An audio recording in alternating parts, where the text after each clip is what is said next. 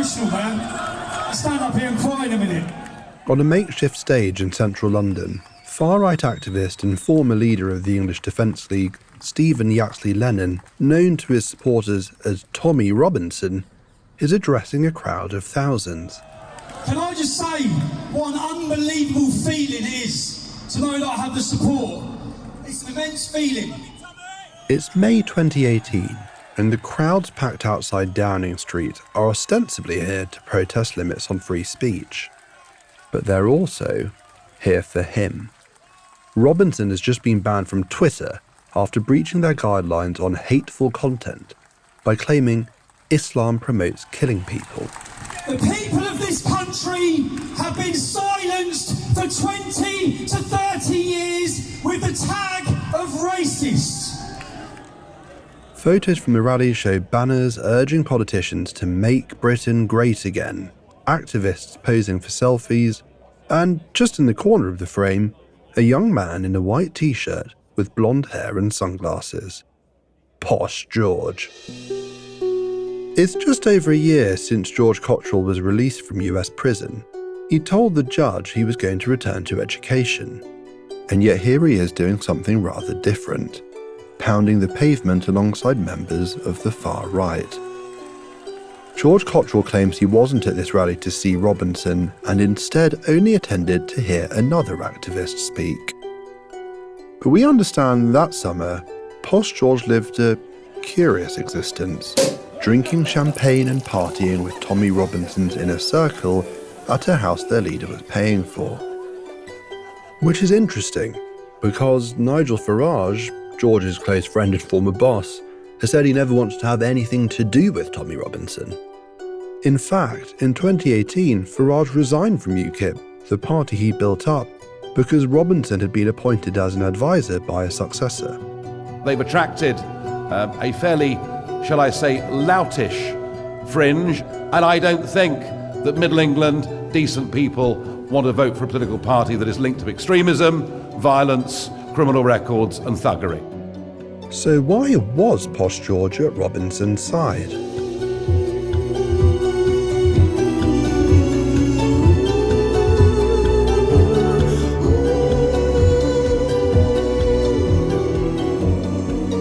I'm Gabriel Pogrund.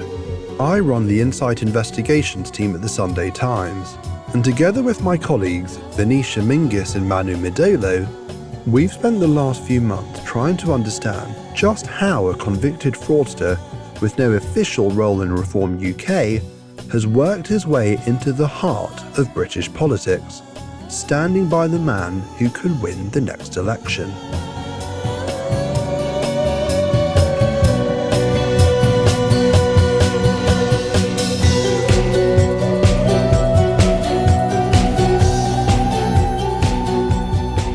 From the Times and Sunday Times, this is Posh George, the criminal behind Farage. Episode 3, Control, Not Ownership. Tommy Robinson and Posh George spent time together as early as March 2018. After a rally on the edge of Hyde Park.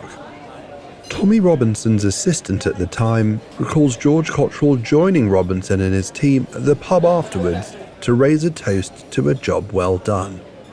In an impeccable suit, with a single family ring on his finger, George is described as ordering a bottle of champagne and playing chicken over the final bill with Tommy Robinson and the head of a right-wing media outlet, Breitbart UK. 2 months later, Robinson would be arrested for breaching reporting restrictions by live streaming outside Leeds Crown Court during the trial of an alleged grooming gang. Can you get me a solicitor? Can you get me a solicitor? Can you just turn off your live feed? Can you get me a solicitor? Just turn off your live feed, please. Yeah. He was sentenced to 13 months in prison. Supportive donations flooded in. Only while he was in prison, I've been told, Tommy Robinson's team used that money to live it up in the richest part of London. And Posh George was along for the ride. So I'm just walking down Pont Street, which is a pretty wide and extremely busy street in Belgravia. One of my Insight colleagues on this investigation, Emanuele Midolo, has been tracing where this all happened. We are in possibly one of the most expensive parts of the country. What used to be the heart of Londongrad, i.e. the playground for Russian oligarchs. People are shopping and, drinking matcha lattes as they try not to get run over by big SUVs with blacked out windows. And it's here that Posh George's life takes another unexpected turn. George was spending the summer of 2018 hanging out with Tommy Robinson's closest associates, who had used Robinson's credit card after Robinson had been arrested to rent an Airbnb somewhere here on this street. They also used the card to buy crates of champagne, and not cheap champagne either, Dom Perignon according to someone. And Posh George was here drinking champagne, chain-smoking Marlboros and chanting slogans in support of Tommy Robinson. That's the account we've been given from several sources who were there that summer. George Cottrell denies spending time with Robinson's entourage and chanting slogans, even as a joke. But according to one source, George claimed there was a reason he fraternised with Robinson's clique: to take the temperature of the whitest and angriest parts of British society. Nigel Farage has always seen part of his role as reining in overtly fascist politics, and Posh George suggested he was effectively conducting market research, giving Farage intelligence and an insider's account of a movement the former UKIP leader desperately wanted to understand so he could use it for his own ends. Whatever the truth, Posh George drifted away from his new friends, and it wasn't long before George was back with his mentor, Nigel Farage, raising money for a new political venture, the Brexit Party. The Brexit Party tops the polls in the EU elections, with the Conservatives and Labour Party suffering heavy losses. But in the 2019 general election, they won just 2% of the votes and 0 seats. I mean, look, we're a new party, we've got no councillors, we've got no base. You're a finished party. You're over as a party. For George, British politics would now take a backseat while he focused on the finer things in life. In 2016, when Posh George was arrested in Chicago, the US court concluded he couldn't afford his own lawyer. Yet just a few years later, he was driving a Lamborghini, flying in private jets, and living in the penthouse of a 5-star hotel. How?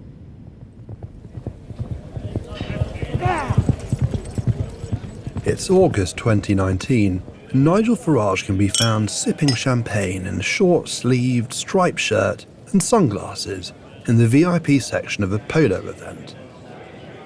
Posh George is next to him, inhaling a cigarette, and with them both is Posh George's new girlfriend, Georgia Toffolo, Toff for short, the star of the reality TV show Made in Chelsea and I'm a Celebrity, Queen of the Jungle. Some people do maybe laugh at my interest in politics a tiny bit because reality television doesn't tend to go hand in hand, maybe the blonde hair. Toff is in a pink dress, fanning herself from the heat. Because this isn't some manicured lawn in the Cotswolds or the home counties. It's a place Posh George has made home. Tivat, Montenegro. Well, a very warm welcome to Tivat. The local time here is 2:35 in the afternoon. Which is where we're headed to. I've just arrived in Tivat, Montenegro, and I'm literally sitting on the edge of the Adriatic coast. It's a beautiful day, very hot. I'm surrounded by huge green mountains and the glistening sea with the boats lapping. And if I look just up the coast, I can see loads of super yachts, because this is where the millionaires come to play.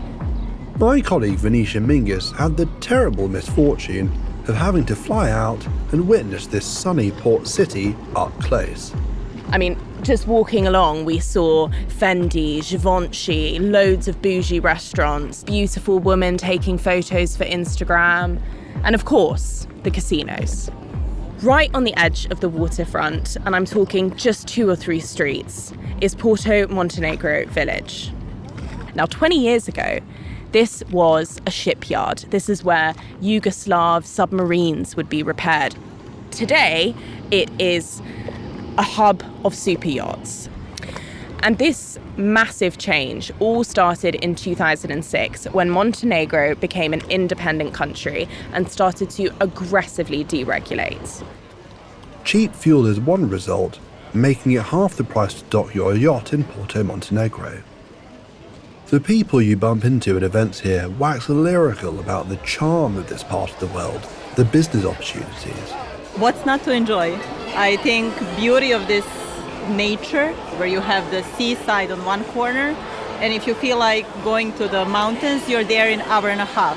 All the Balkan area is in huge development. There's so much that can be done, and people with creativity, people with experience in entrepreneurship come here and definitely can make a huge difference. There are lots of rich Brits here, they say, although they won't divulge who. There's confidentiality with that. But local journalists have a very different impression of Tivat and what it represents. My name is Andrea Perišić and I'm a journalist at Center for Investigative Journalism of Montenegro.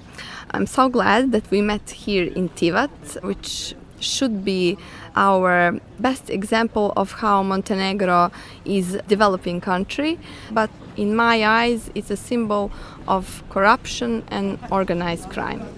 To Andrea, the glitz and glam is impossible to separate from what can lie beneath.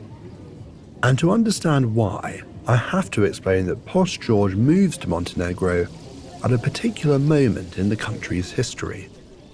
In 2020, the government of Montenegro changed following a democratic election for the first time ever. The country had also become a member of NATO and set itself on the path to EU membership. It was a moment of optimism for what the future could hold.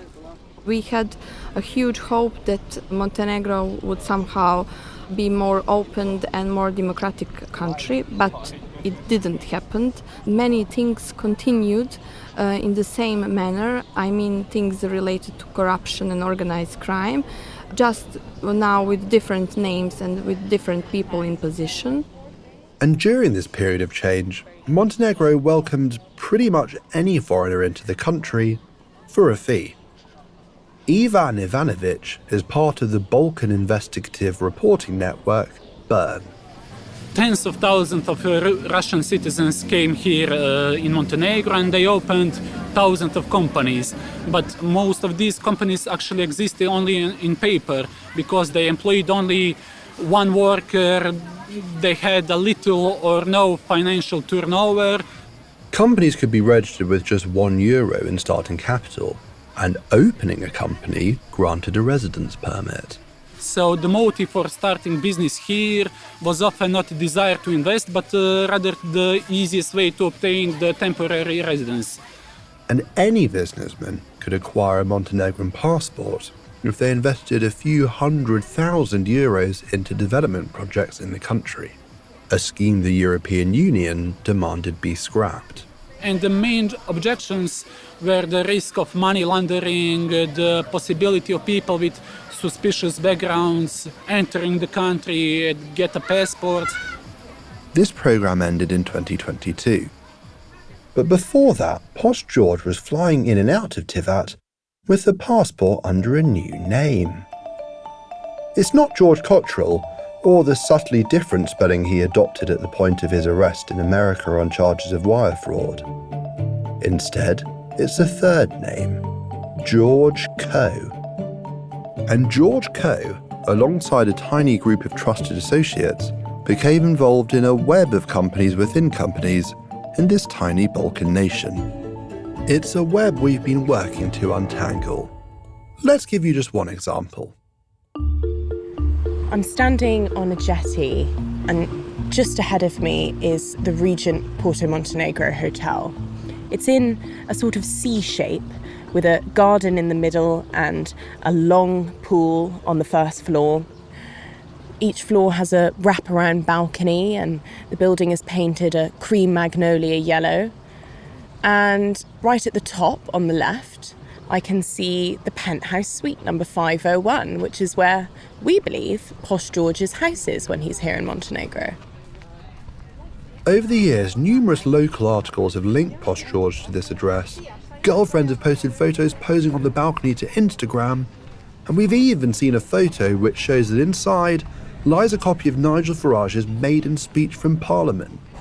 It's inscribed with a note in Farage's handwriting: "George, thanks for everything."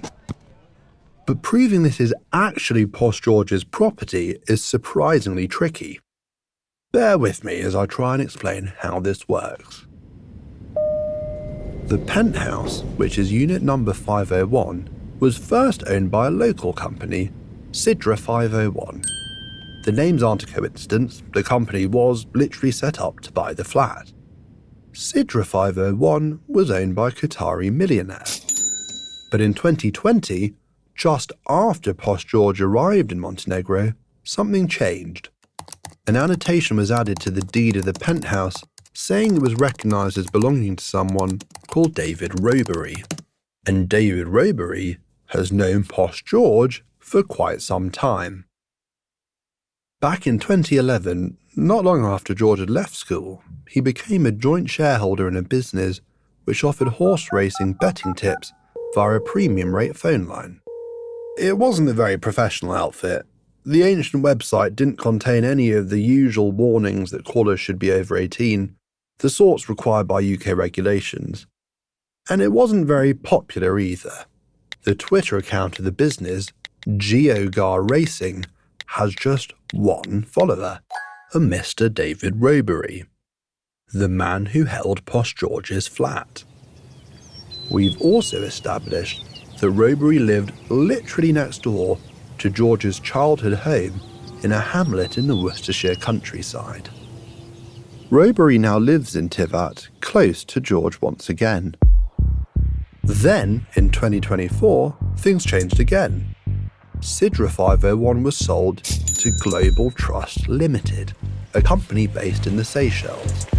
A company owned on paper by a Malaysian-British accountant by the name of Hong Kong Yong. But once again, there's a link to George Cottrell. Because Hong Kong Yong worked next door to the Mayfair address where Posh George got his financial education. If this all sounds very complicated, don't worry. That's the point. These ownership mechanisms are meant to be hard to follow. But George himself gives us an insight into such structures, because he wrote about it this year in a book called How to Launder Money. I'm sitting by the sea and I've got a bit of light holiday reading with me. And it's written by a George Cottrell and his co-author, Lawrence Burke-Files. One particularly interesting excerpt reads the following: "Control is 100% better than ownership." The businesses we believe Posh George is involved in operate beneath layers of trusts, companies and ownership, and interact with companies which have potentially operated illegally in the UK.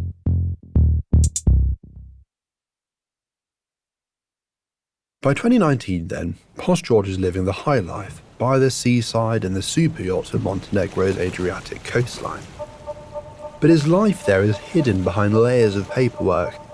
Even George's home is officially owned by someone else, someone you'd never know is connected to him without insider knowledge. And the same, it seems, is true of the businesses George Cottrell is involved in. There's only one company, called Private Family Office, that's registered in Montenegro under the name George Co. or George Cottrell. There are several more run by his associates, whose offices around the scruffier streets on the edge of Tivat often seem abandoned.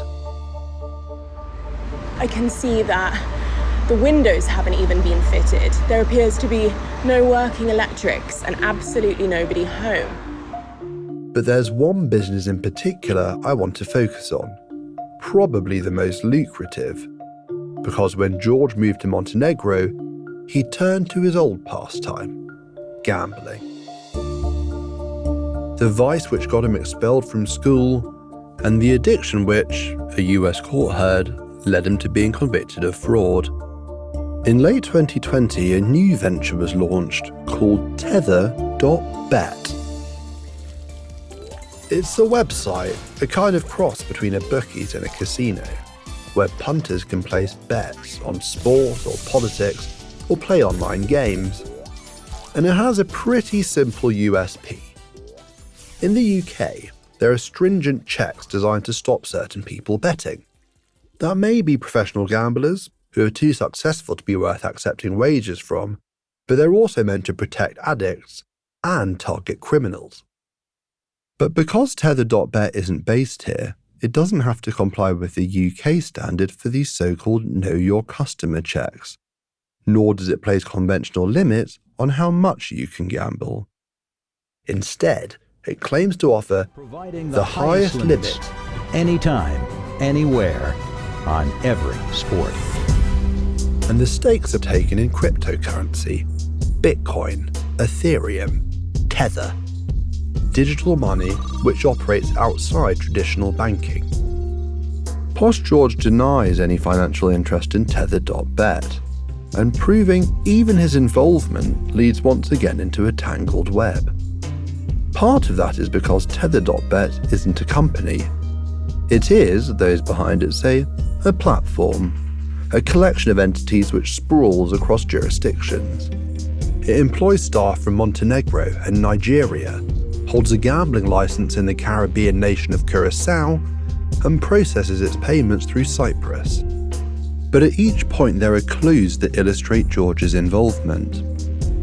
Tether.bet owns a number of web domains, including for one of Posh George's long-term girlfriends. The company which owns George's penthouse, and several other businesses we believe he's connected to, has had tether.bet content recently added to the back end of their website, not visible to the public. And the real tell is the people. Over the course of months, we've tracked down those on both sides of the transaction, the individuals who placed bets with tether.bet, and, critically, those who worked for it. All confirmed that Posh George was heavily involved, part of the tiny group who've been with tether.bet since the beginning. Which is a little awkward, because tether.bet is not licensed to operate in the United Kingdom. Yet I've spoken to a source who claimed Posh George approached them at a club in Mayfair asking if they might like to bet with the site. He, through lawyers, denies soliciting any clients for tether.bet. Papers from a High Court case allege the same. Now, in the interest of fairness, Posh George wasn't a party to this case, so he's not been invited to respond. But the claimant, a professional gambler, says that Posh George tried to find clients for tether.bet in England and Wales, and that this made him uncomfortable because of the regulatory rules. And my colleague at the Times, investigations reporter George Greenwood, has found something else. So I've been a bit obsessed with this story since about 2023.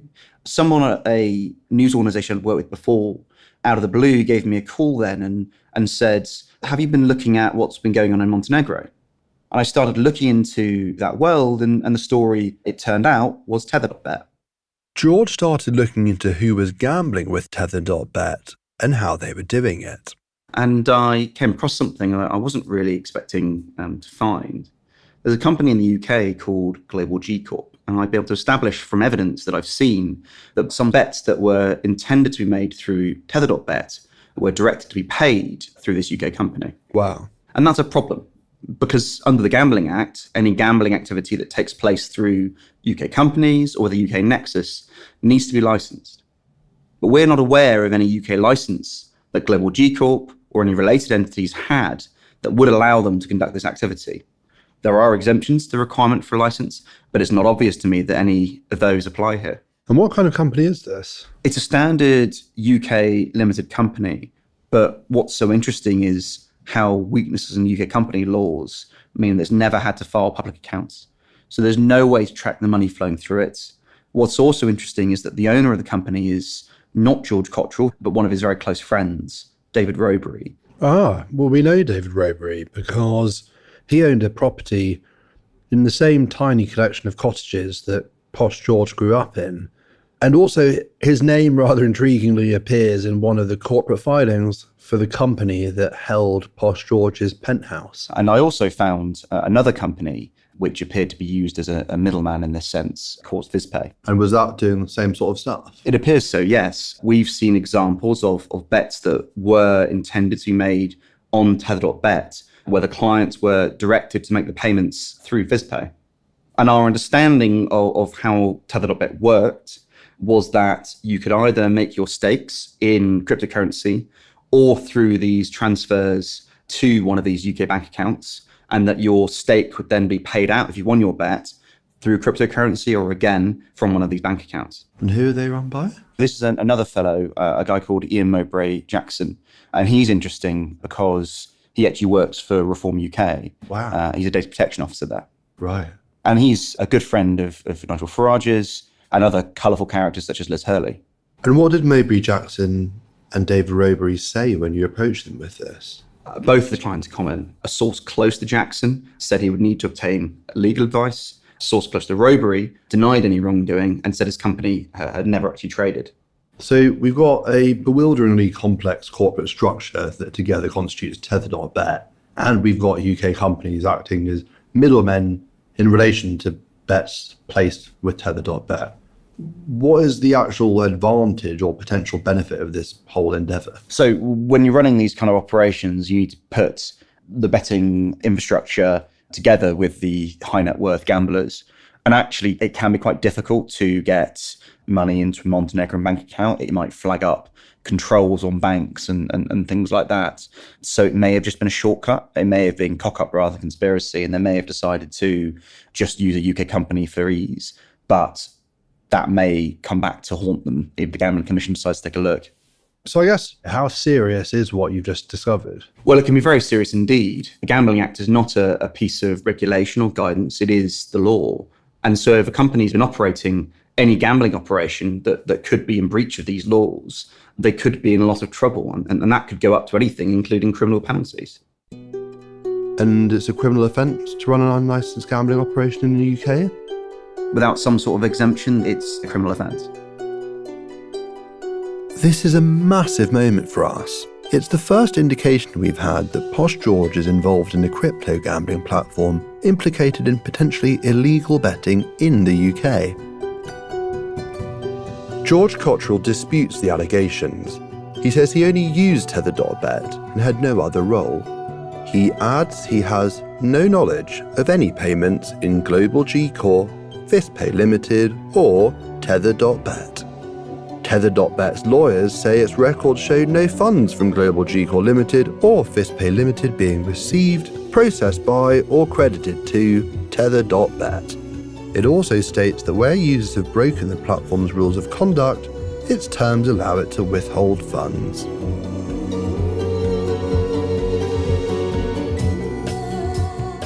While Posh George is in Montenegro, he can't help but be drawn back into public life.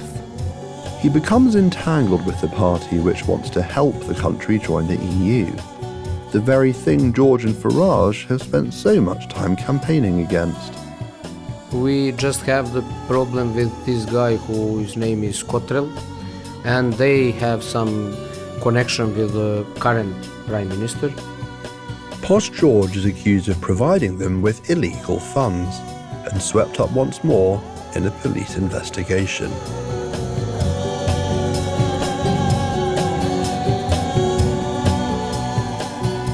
While making this podcast series, we approached both George Cottrell and Nigel Farage. George Cottrell says his support of Mr. Farage is the result of friendship and shared political ideology, not any hope or expectation of receiving anything in return. Nigel Farage described Mr. Cottrell as a long-standing friend. Both deny any wrongdoing.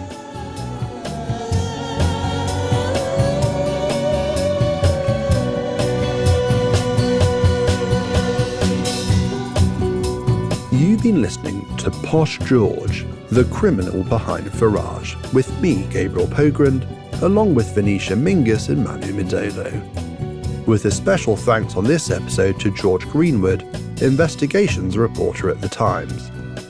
This series is produced and exec by Will Rowe and Kate Landall. The assistant producer is Colette Fountain. Sound design by Tiffany Dimmack. Theme title and original music by Adam Foreign. And the head of podcast at The Times is Dan Box.